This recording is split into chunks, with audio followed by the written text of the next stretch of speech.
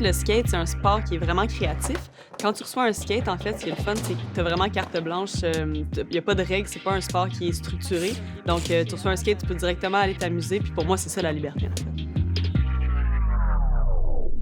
Quand j'ai commencé à faire du skate autour de 11 ans, c'était vraiment rare de voir une autre fille dans le skatepark. Pendant longtemps, je pensais que j'étais la seule fille au monde à faire du skate, là.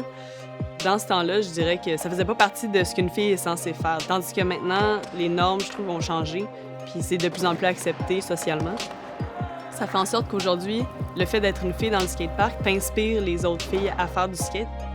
Il s'agissait juste, en fait, de réaliser que la place existe pour les filles dans le skate, il fallait juste la prendre. Ben, personnellement, j'ai jamais été quelqu'un qui a fité dans les normes. Alors, dès l'âge de 10 ans, je faisais du skateboard. Fait que déjà, c'était pas normal, entre guillemets.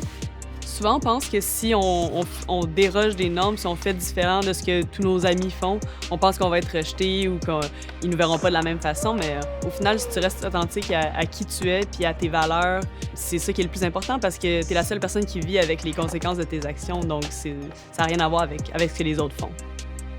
Quand j'ai commencé à skater, il y avait beaucoup de mes modèles qui fumaient. Puis je trouve ça dommage parce que fumer, il n'y a rien de positif à ça, c'est juste mauvais pour la santé. Fait que ce que je trouve bon, en fait, c'est que de plus en plus, on met de l'avant des pro-skaters puis des skaters en général qui ont des saines habitudes de vie. Puis c'est le fun d'avoir, en fait, un éventail de modèles alternatifs. Comme ça, tu peux t'associer à ce qui te ressemble à toi, en fait. Le skate, c'est le genre de truc où tu n'auras jamais rien du premier coup. C'est vraiment, ça va te prendre 200, 300, 1000 fois avant de réussir un truc.